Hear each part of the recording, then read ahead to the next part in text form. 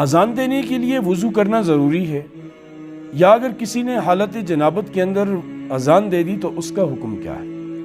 اسی طرح بچہ پیدا ہوا، اس کے کان کے اندر اذان دینے کے لیے کیا وضو ضروری ہے؟ یا بچے کے کان کے اندر کسی جنبی آدمی نے ناپاکی کی حالت میں اذان دی تو اس اذان کا حکم کیا ہے؟ دیکھیے، بغیر اذان کے، بغیر وضو کے اذان دینا یہ جائز ہے، اور بغیر وضو کے اقامت کہنا بھی جائز ہے۔ اس کا اعادہ کرنا کوئی ضروری نہیں ہے، لیکن اس کو عادت بنانا ٹھیک نہیں ہے کہ ایک بندہ مستقل بغیر وضو کے وہ اذان دیے جا رہا ہے، اس نے اس کو عادت بنائی ہے تو یہ غلط ہے۔ یہ چونکہ دعوت دی جا رہی ہے لوگوں کو اللہ کی عبادت کی طرف، اللہ کی طرف، تو پورے آداب کا خیال رکھنا چاہیے۔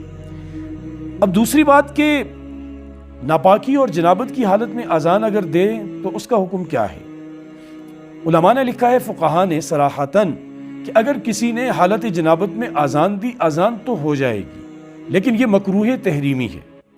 مکروہ تحریمی حرام کے قریب ہے، مطلب اذان دینے والے کو گناہ ہوگا، اور اس کا اعادہ کرنا لکھا ہے کہ یہ مستحب ہے، اعادہ کر لینا چاہیے۔ اور یہی حکم بچے کی کان کی اذان کا بھی ہے کہ اگر کسی نے بغیر وضو کے اذان دے دی تو کوئی مسئلہ نہیں، اذان ہو جائے گی، وہی نماز والی اذان، دائیں طرف اذان اور بائیں کان میں اقامت کہنا۔ لیکن یہاں بھی اگر کوئی باوضو دے گا تو اس کے اثرات بہت زیادہ ہوں گے بچے کی زندگی میں۔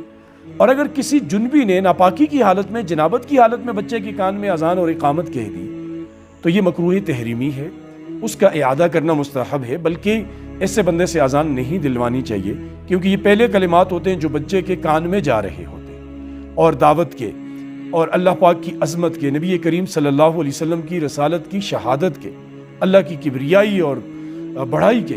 اس لیے یہ پاکی میں اور عاجزی میں ان کی تمام جتنے بھی اصول اور ضوابط ہیں ان کا خیال رکھ کر کریں گے تو یہ بڑے مثبت اور مفید اثرات بچے کی زندگی پر چھوڑیں گے، اور اگر ناپاکی کے اندر کریں گے تو وہ اثرات شاید نہ حاصل ہو سکیں۔